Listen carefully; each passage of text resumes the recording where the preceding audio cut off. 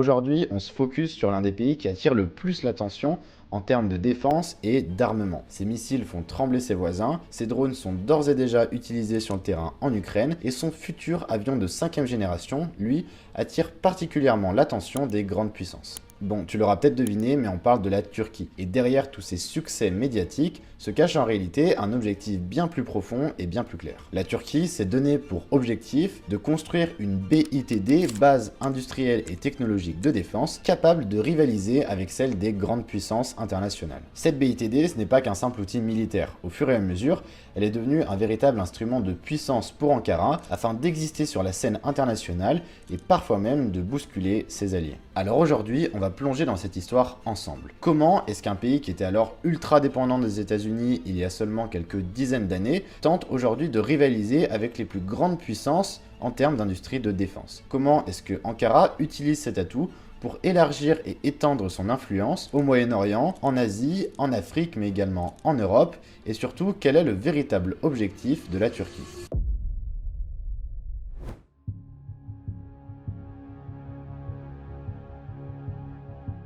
Pour comprendre l'essor de cette BITD turque, il faut revenir en arrière. La Turquie moderne, héritière d'Atatürk, s'est bâtie autour d'une idée centrale, celle de l'indépendance stratégique. Mais pendant longtemps, en réalité, le pays a été très dépendant de ses alliés occidentaux. Dès 1945, sous la menace de Staline, la Turquie se rapproche des États-Unis. Elle entre dans l'OTAN en 1952 et bénéficie du plan Marshall. Elle va donc être majoritairement équipée par de l'équipement américain et donc commencer à développer une certaine forme de dépendance. Sauf que cette dépendance, eh bien, elle va rapidement montrer ses limites. En 1964, le président des États-Unis, Johnson, écrit une lettre à İsmet İnönü, qui est alors le premier ministre de la Turquie, en expliquant tout simplement qu'en cas d'invasion soviétique, il n'était pas certain que les États-Unis viennent en aide à la Turquie. Pour Ankara, c'est une véritable gifle. Puis, en 1974, c'est une nouvelle humiliation. La Turquie lance une opération militaire à Chypre. Résultat, embargo américain sur les armes. Pour un peuple marqué par la fierté nationale et par l'héritage d'Atatürk, c'est une blessure, mais également un déclic. Ankara décide alors de construire sa propre industrie de défense. C'est dans les années 1980 que cette ambition prend réellement forme. En 1985, la loi 3238 est votée, et cette loi, elle dit tout simplement que la construction d'une BITD, la construction d'une industrie de défense, devient un objectif officiel de l'État. 2 ans plus tard, c'est la création de la Fondation des Forces armées turques, et son rôle à cette fondation, ça va être de chapeauter ce projet de construction d'une industrie de défense.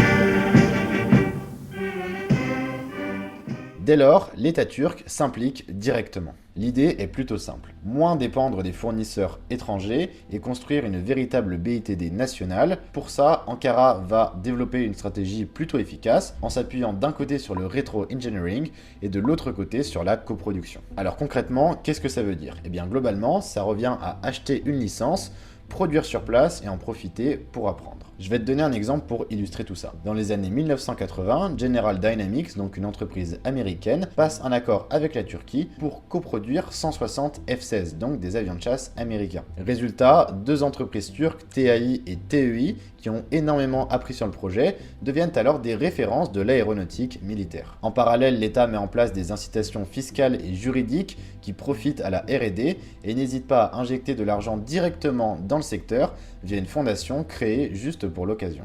Bref, tu l'auras compris, tout est pensé pour faire naître et grandir une industrie nationale de défense robuste, prête à rivaliser avec celle des grandes puissances. À partir de là, plusieurs entreprises deviennent alors emblématiques dans le pays. Bien sûr, en tout premier, il y a TAI, Turkish Aerospace Industry, l'entreprise dont je t'ai parlé juste avant.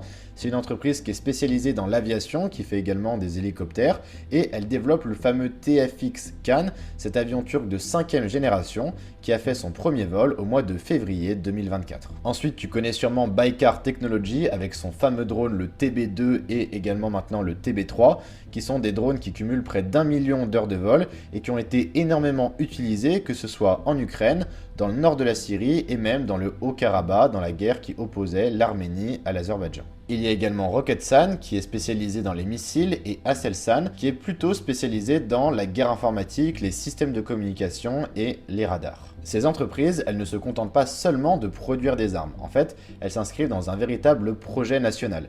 Et je peux te le dire personnellement parce que je connais plusieurs personnes en Turquie qui, en tout cas, rêveraient de travailler dans ce genre d'entreprise. Donc il y a une véritable fierté nationale qui s'est construite autour de ces compagnies de l'industrie de défense. Ces entreprises, elles sont assez fréquemment mises en avant sur les grands salons internationaux, mais également lors d'événements plus spécifiques, comme par exemple le Technofest, qui est une sorte de grand festival célébrant la technologie, la défense, l'aéronautique et le spatial, et qui rassemble chaque année près de plusieurs centaines de milliers de personnes à travers la Turquie. Tu l'auras compris, la BITD devient donc un véritable outil de communication massive. Donc c'est à la fois du soft power, du marketing, mais aussi du patriotisme.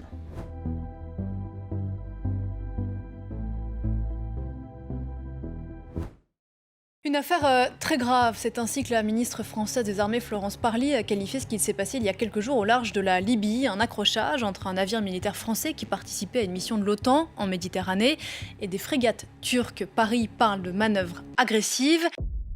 Mais la véritable force de la BITD turque, c'est sa capacité à servir la puissance diplomatique d'Ankara. Je vais te donner quelques exemples pour illustrer tout ça. En Asie centrale, la Turquie décroche des contrats face à des géants de l'industrie de défense comme le français Thales. En Afrique, elle vend aussi pas mal de matériel d'infanterie et de communication. Au Moyen-Orient, ses drones et ses blindés sont déployés en Syrie, en Libye, mais également en Irak. Et bien sûr, en Ukraine, il y a l'utilisation du fameux TB2 qui est devenu un véritable symbole de résistance. Dans ce contexte-là, chaque vente, chaque contrat devient alors un outil et un élément de soft power. D'ailleurs, Léo Peria-Peigné, chercheur à l'IFRI, l'Institut français des relations internationales, explique que cette stratégie permet à Ankara de mordre sur le marché européen et également de s'imposer ou du moins de faire preuve d'une certaine crédibilité face aux fournisseurs traditionnels. Mais cette réussite n'est pas sans tension. En effet, en 2020, un incident particulièrement grave s'est déroulé entre la Turquie et un de ses alliés. Une frégate turque aurait illuminé une frégate française qui représente donc le dernier avertissement avant un tir dans le cadre de l'embargo sur les armes imposé à la Libye. Pourtant, la Turquie comme la France font partie de l'OTAN et sont deux pays alliés. En 2023, nouvel incident. Un drone turc est abattu au-dessus de la Syrie par les Américains. Mais la principale problématique entre les Turcs et les Américains en matière de défense se situe autour de l'avion F-35. Cette problématique, elle concerne l'exclusion de la Turquie du programme F-35 après l'achat de systèmes anti-aériens russes S-400. Bref, tu l'auras compris, cette politique d'autonomie renforce d'un côté Ankara, mais elle crée aussi une certaine forme de méfiance chez ses alliés.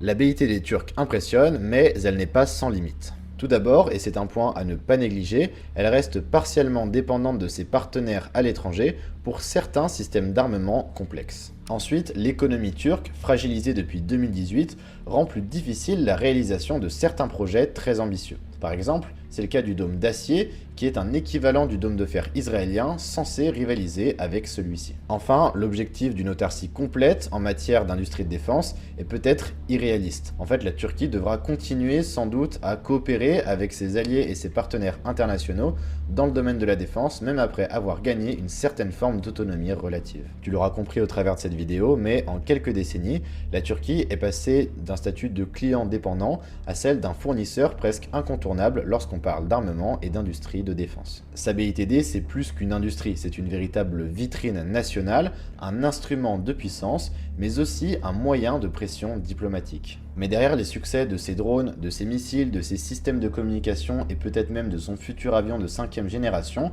une question demeure. La Turquie pourra-t-elle réellement devenir une puissance militaire totalement autonome ou bien restera-t-elle cantonnée à ce rôle d'acteur régional forcé à l'ambiguïté entre d'un côté ses alliés et de l'autre ses propres ambitions? Et toi, qu'est-ce que t'en penses? Est-ce que la BITD turque est un modèle à suivre ou bien est-ce que c'est juste une puissance en trompe-l'œil? N'hésite pas à me donner ton avis en commentaire. D'ailleurs, dis-moi si tu veux que je te fasse d'autres analyses géopolitiques de ce type et pense à t'abonner.